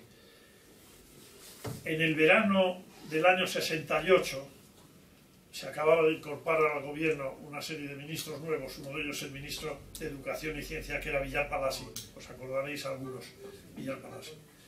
Hay un consejo de ministros en el Pazo de Meirás, presidido por Generalísimo Franco, como era normal. Y entonces, estamos en el año 68, y Villar Palassi, que era ministro recién incorporado, dice allí en Consejo de Ministros que no sabe lo que está ocurriendo con la vida universitaria, con el mayo francés, con todo este rollo, y que se está contagiando, y que no tiene nada que ver con lo que él ha oído y con lo que sabe de los rectores que pasaba en los años 50 o en los años 70, que aquí está pasando algo raro, porque aquí están los tíos comunicados. Cuando hay un conflicto en Santiago, a las 3 horas el conflicto se repite en Las Palmas o se repite en Sevilla, y luego que hay dinero, que hay financiación. Y eso aquí antes no pasaba, la gente, no, y ahora se ve que hay movimientos, hay dinero para financiar esas cosas. Bueno, en ese Consejo de Ministros hace una explicación muy larga Villar Palassi de que él se le escapa de las manos ese tema, porque no se entera, que no tiene que ver con lo que ha ocurrido en años anteriores. Y Franco le dije, cuando vaya usted a Madrid, llámale al general Muñoz Grandes, que había sido vicepresidente del gobierno, ya había dejado de ser vicepresidente, ya era Correro, pero Muñoz Grandes, que era capitán general de emblemas, estaba de jefe del Alto Estado Mayor. Y el Alto Estado Mayor tenía un servicio, la tercera sección del Alto Estado Mayor, que era el servicio de información. Bueno, llega aquí a Madrid Villar Palassi, se pone en contacto con Muñoz Grandes le dice, muy bien, pues que venga el que quieras. Y va Monreal Luque, que es su secretario, que era el número 2, no había secretario de Estado, y va a hablar con el general Marcos, que era el jefe de la tercera sección. Bueno, pues allí empieza el contacto para decir qué vamos a hacer, y Franco se lo decía porque él entendía que en la tercera sección había un equipillo, precisamente donde estaba San Martín, que era el negociado 041, que era contraespionaje, bueno, una serie de cosas, y estaba Menéndez Pelayo. Bueno, pues a partir de ese momento se decide en el Alto Estado Mayor que hay que crear un pequeño equipo, con San Martín y otro tío, lo que sea, para que estudien ese fenómeno que ha encontrado el ministro de Educación y Ciencia y ponga en marcha, si hay herramientas o cosas, a ver qué es lo que hay que hacer. Aquella operación, pensando en Monreal, pues le llaman el Plan Canadá. Eso de Canadá, Monreal, pues muy bien, el Plan Canadá. Y el Plan Canadá se describe en ese libro con bastante detenimiento, y entonces empieza a desgajarse del Alto Estado Mayor. El Alto Estado Mayor no quiere tener implicaciones, digamos, políticas de lo que hacen unos oficiales y unos jefes que son propiedad, digamos, del Alto Estado Mayor. Me parece muy bien lo que se está haciendo, y entonces se crea eso que un tiempo después termina siendo lo que en el año 71, el 7 de febrero, se llamó la OCN, una cosa desconocida para el 99,9% de los españoles, que era Organización Contrasubversiva Nacional, con una orden máximo secreto de Franco firmada por Carrero, y se crea ese invento que ya es lo mismo que iba a hacer con los universitarios desde el Ministerio de Educación y Ciencia, que ya se llamaba entonces, lo que se hacía en el sector laboral, con otras movidas laborales y con todas esas soluciones. Y entonces eso ya se entendió que lo tenía que patrocinar el Ministerio de la Gobernación. Bueno, es que no sigo porque... Una precisión. Sí. ¿Cómo sentó entre militares profesionales el ponerles a vigilar a estudiantes? A vigilar, no. Ningún militar profesional vigiló a ningún estudiante, eso te lo puedo asegurar, porque había otros estudiantes que lo que hacían era, digamos, no seguimiento, no buscarles por las escaleras y por su casa, pero en una universidad tú vas ahora y si conoces a una hija o una nieta tuya y dices, oye, ¿quién son los folloneros de la Facultad de Geografía? Joder, Pepito Pérez y Antonio González, y se sabe quiénes son, y me imagino que eso, con unas organizaciones estudiantiles, pero que digamos que estaban a favor y naturalmente teledirigidos por esas personas. Entonces yo no dudo que a lo mejor algún militar profesional dijera, oye, ¿pero qué hacen esos? Bueno, porque no habían entendido lo que estaban haciendo. Estaban en una herramienta del Estado nueva que se creaba pues para hacer ese seguimiento, porque ninguno de los servicios de presidencia tuvo nunca, pero nunca es nunca, autorización, digamos, para detener, ni para nada. Es decir, no era esa la filosofía, era hacer el estudio con profundidad. Bueno, al final, pero ya te lo anticipo porque está en ese libro, cuando San Martín empieza a crear un equipo que radica al lado del ministerio, del despacho del ministro, el ministro decide que toda esa gente tenga unos nombres y una personalidad distinta, porque a él no le gusta pensar que tiene allí unos capitanes y tal, es de risa, pero ellos, no nosotros, yo no estaba todavía metido. Bueno, pues al final, no, perdona porque... El ministro de Educación, perdón, al lado del ministro de Educación ha dicho... No, he dicho de educación y ciencia. Bien, entonces estos acaban yendo a ver a los rectores, aquí a Coruña, al otro sitio, donde sea. Y aquí los directores generales que tienen que ver con el Ministerio de Educación. Hacen unos informes y naturalmente se mueven a través de los chavales. Cuando se termina el informe se le da al ministro. Y el ministro pues se enfada con el informe recibido. Porque claro, ese informe, y creo que lo digo en pues ahí va hablando, como los estudiantes, que bueno, algunos pueden estar marxistizados, pero la mayoría están cabreados porque los profesores no asisten a clase y da la clase un tío que no es el titular, que es un penene o lo que fuera, o ni siquiera un penene. Es decir, ese tipo de desagrado por parte del universitario queda constante en ese informe. Y luego pues que les han suprimido el SEU y que no han puesto nada nuevo, que antes tenían una sindicación que era muy cómoda, no sé qué, que les han quitado deportes, es decir, una serie de cosas de las que yo no tenía ni la menor idea cuando yo estaba allí, porque no era mi mundo, pero que luego he visto los papeles y eso era así. Y entonces, claro, pues se enfadan los rectores, porque claro, los culpan, se enfadan ministros, se enfadan los directores generales, se enfada todo bicho viviente. Y lo mismo ocurre con los temas laborales y con los temas que eran de la responsabilidad de la Secretaría General del Movimiento, la política, la no sé qué, y luego aquí no hacía nadie nada. Y cuando el equipo de San Martín o de la gente decía, presidente, aquí mucho pico de la Secretaría General del Movimiento, el movimiento y tal, y aquí no se hace nada.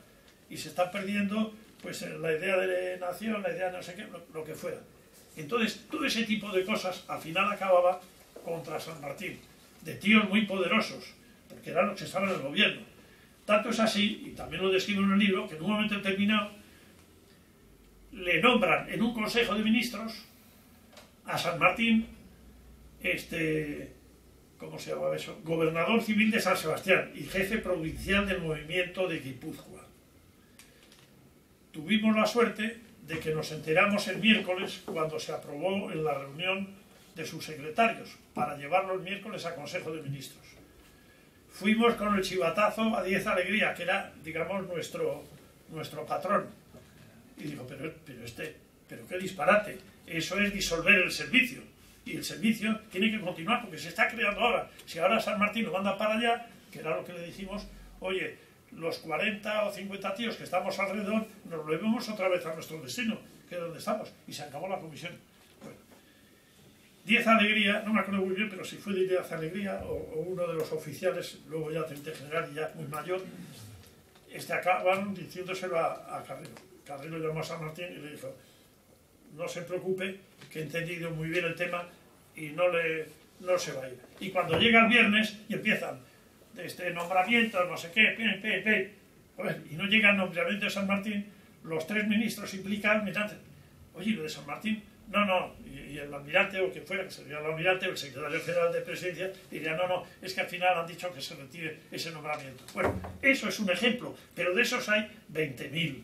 Y entonces eso es lo que pasa. Entonces, las fuerzas, los poderes, lo que sea. Por eso hay que reforzar la posición del Estado con la información, que den servicios, digamos, que sean serios. Y yo quiero pensar que el de hoy es tan serio como los que yo he conocido, y que la gente es igual de leal y igual de trabajadora y sin ningún afán de ningún protagonismo, porque nadie conoce en España nada más que al teniente general, que es el director secretario de Estado, pues porque sale unas veces en los periódicos, pero nadie sabe de los demás nada. No sé si con eso te doy alguna idea. Bueno, sí. Bueno, vamos a dar por concluido ya el acto. No sin antes recordarles que la sesión de hoy estaba incluida dentro de un ciclo de sesiones sobre el espionaje en el Ateneo, que va a tener otras cuatro citas más. Yo les emplazo a todos ustedes al próximo 5 de diciembre, dentro de 2 semanas, en el cual tenemos una mesa redonda muy interesante sobre los espías y servicios secretos en la Primera Guerra Mundial. Será una mesa redonda que va a estar presidida por Fernando Martínez Lainez, aquí presente, y 10 días después, el día 15 de diciembre, tendremos la tercera de estas sesiones sobre espionaje, con la presentación de un libro del cual soy modestamente autor, titulado La Tercera Versión. Bueno, esas son las 2 próximas sesiones. Tienen más información en el tablón de anuncios del Ateneo con todo el ciclo, y sin más, pues agradezco nuevamente a los presentes su participación esta tarde, y a todos ustedes su presencia, y buenas tardes.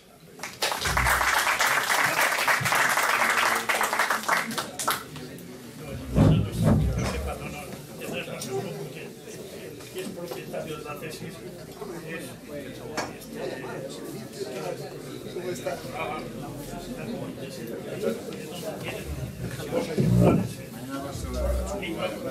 luego vendrá, que lo tendrán repetido varias veces. Entonces, me pidieron una autorización para consultar. Oye, pues muy mala noticia porque hemos olvidado tu libro. Te lo doy la próxima vez que nos veamos. Por cierto, te damos una comida, ¿no? ¿Qué tal? He leído tu libro ya, ¿eh? Sí, muy bien. Yo estaba ya un poco pero primero, segundo, tercero, se dijo en su día. Yo tengo, no sé, lo que has cambiado. Nada, tiene uno de los manuscritos que yo me dejé, o sea que, no sé, pues ya no me acuerdo. Cuando tengas el último...